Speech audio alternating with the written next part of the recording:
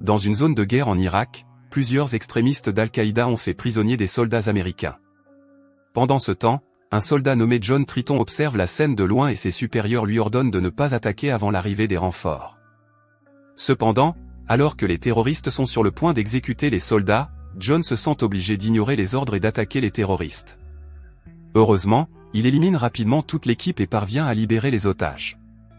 Cependant, le lendemain, John est convoqué par son colonel, qui lui remet une lettre de démission honorable du corps des marines pour ne pas avoir suivi les ordres. Bouleversé par cette nouvelle, il rentre chez lui, en Californie, où sa femme Kate l'accueille. Elle est folle de joie car John est rentré chez lui après de nombreuses années et, plus important encore, il est sain et sauf.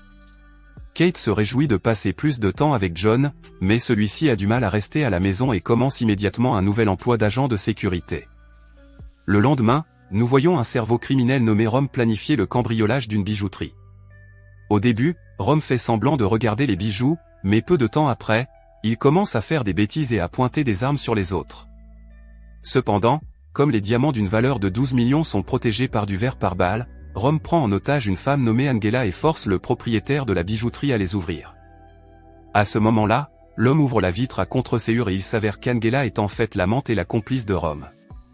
Rom finit par récupérer tous les diamants et il s'avère que le propriétaire du magasin est au courant de l'identité de Rom. Sans hésiter, il tire sur l'homme et sort de la boutique.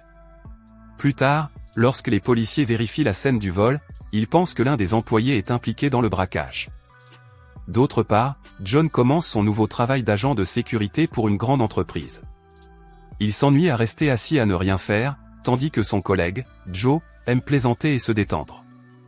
Soudain, ils reçoivent un appel du 12e étage indiquant qu'un enfant de sexe masculin est en train de semer la pagaille dans le bureau en agressant et en injuriant son ex-petite amie. John et Joe se rendent immédiatement sur les lieux et tentent d'arrêter l'homme, mais celui-ci est tellement hostile que John doit le traîner de force en bas de l'immeuble. Plus tard, lorsque ses gardes du corps arrivent, l'homme s'enhardit et commence à narguer John, déclenchant ainsi une bagarre. Quelques minutes plus tard, John assomme les deux gardes du corps avant de jeter l'homme par la fenêtre de l'immeuble. Malheureusement, les actions de John conduisent à son licenciement et cela s'avère être son premier et dernier jour de travail. Plus tard, John et Joe s'assoient un moment et, alors qu'ils discutent, John dit qu'il ne connaît rien d'autre que l'armée et qu'il ne peut pas faire un travail normal comme les gens ordinaires. Cependant, Joe lui dit que la seule chose constante dans la vie est le changement et qu'il devrait apprécier d'être à la maison avec sa famille si c'est ce que la vie lui réserve. Plus tard, lorsque John arrive à la maison, Kate lui demande comment s'est passée sa journée et il ment, affirmant que tout s'est bien passé. Cependant, quelques instants plus tard, Kate voit par hasard le reportage sur la bagarre brutale impliquant l'agent de sécurité, qui n'est autre que John. Voyant sa détresse, Kate lui propose de partir à la montagne pour se ressourcer. Le lendemain, John et Kate partent camper dans les montagnes. Après avoir roulé pendant un certain temps, ils décident de s'arrêter en cours de route pour prendre un encas. Par coïncidence, ils s'arrêtent à la même station-service que Rom et ses amis. John entre alors dans le magasin, tandis que Kate reste dans la voiture. Soudain, un policier arrive sur les lieux, ce qui inquiète la bande criminelle. Le policier ne les reconnaît pas et commence à discuter avec Rom, qui est en train de faire le plein de sa voiture. Mais Morgan, excédé sans raison, s'approche du policier et lui tire une balle dans la tête. À court d'options, Rom ouvre le feu sur l'autre policier et le tue également. Lorsque John entend une agitation à l'extérieur, il tente d'enquêter, mais il est rapidement assommé par Bennett. Angela tire sur l'employé du magasin avant que le groupe ne se précipite à l'extérieur. Il découvre alors Kate dans la voiture et décide de la garder en otage au cas où il serait arrêté par la police. Au moment où John commence à se réveiller, Morgan tire sur le réservoir d'essence, provoquant une forte explosion dans le magasin. Cependant, John est toujours vivant et indemne. Il monte immédiatement dans la voiture de police et signale l'incident par radio. Il commence alors à suivre les criminels, qui l'attaquent sans relâche, mais John, qui a été entraîné sur le champ de bataille, n'est pas affecté. Par la suite, Rom tente de faire sortir John de la route, mais ce dernier s'acharne et les suit. Finalement, Rom conduit jusqu'au bord d'une falaise et ils ouvrent le feu sur John, le faisant plonger dans le précipice et s'écraser en contrebas. Mais comme leur voiture est accidentée, les criminels décident de traverser les marais pour éviter la police. Pendant ce temps, un détective nommé Van Buren arrive à la station-service et apprend l'appel radio de John. Il reçoit un appel concernant l'incident de la falaise et se rend immédiatement sur les lieux. Soudain, John, toujours vivant, apparaît et l'informe que sa femme a été enlevée par des criminels. Cependant, comme l'affaire a déjà été confiée à la police, Van refuse que John les poursuive. Il lui explique également à quel point ces gens sont dangereux, mais John n'en a cure.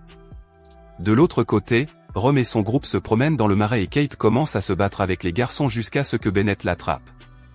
Bientôt, Morgan en a assez de marcher dans le marais et se dispute avec Vesra pour savoir qui est responsable de leur situation. Rome est irrité par leur discussion et tire sur Vesra sans raison apparente. Quelques instants plus tard, il reçoit un autre appel téléphonique de son patron, qui le réprimande pour l'agitation qu'ils ont causée dans la ville. Cependant, Rome affirme qu'ils garderont les diamants eux-mêmes parce qu'ils ont fait tout le travail. Entendant cela, son patron menace Rome de ne pas s'en tirer à si bon compte. Pendant ce temps, John, qui est à la recherche des criminels, arrive à une clairière dans les bois et sent que quelque chose ne va pas. Quelques instants plus tard, un filet apparaît sous ses pieds, mais John se libère rapidement. Mais soudain, un homme le tient en joue et l'accuse d'être un policier.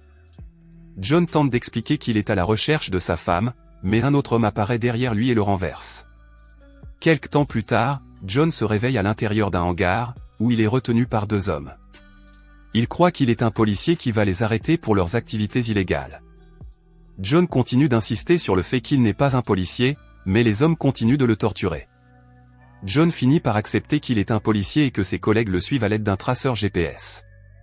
Les deux hommes commencent à paniquer et John en profite pour se précipiter sur l'un d'eux et l'attaquer. Après une lutte acharnée, il les assomme tous les deux et s'échappe. Plus tard, John revient dans la forêt, mais il a perdu de vue Rome et sa femme. Il continue cependant à marcher et finit par atteindre la rivière, où il voit Rome et ses hommes, ainsi que Kate, entrer dans une cabane abandonnée. À l'intérieur, le groupe de criminels remarque qu'il n'y a plus d'électricité, et Rome demande à Morgan de démarrer le générateur. Cependant, lorsque Morgan s'apprête à allumer le générateur, John apparaît derrière lui et les deux hommes commencent à se battre. Au cours de la bagarre, Morgan écrase une bouteille sur la tête de John, mais ce dernier finit par le tuer d'un coup de lame.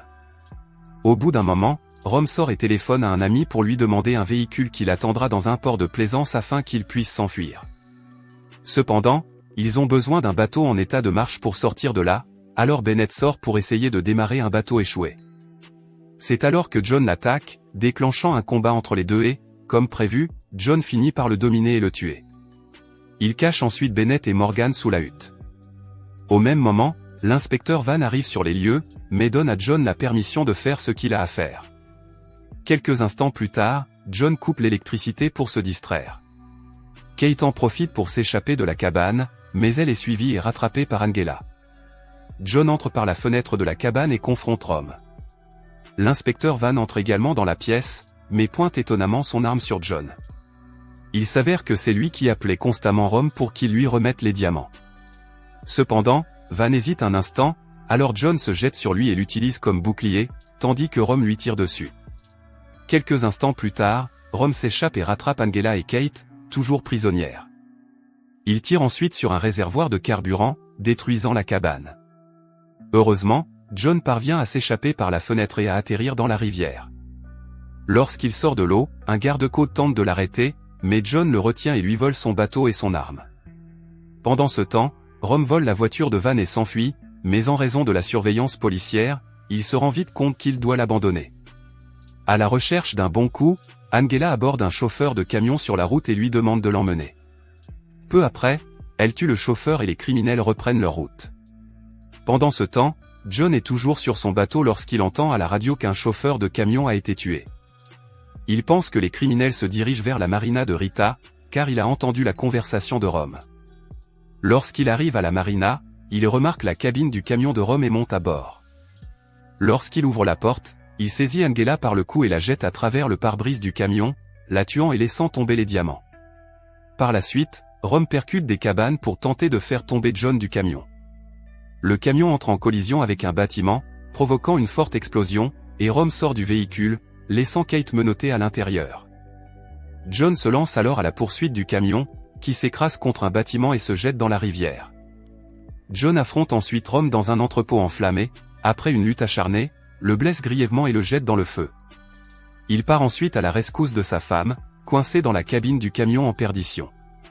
John la sort de l'eau et, après quelques tentatives de réanimation, Kate commence à respirer. À la fin du film, John et Kate s'embrassent alors que la police arrive sur les lieux.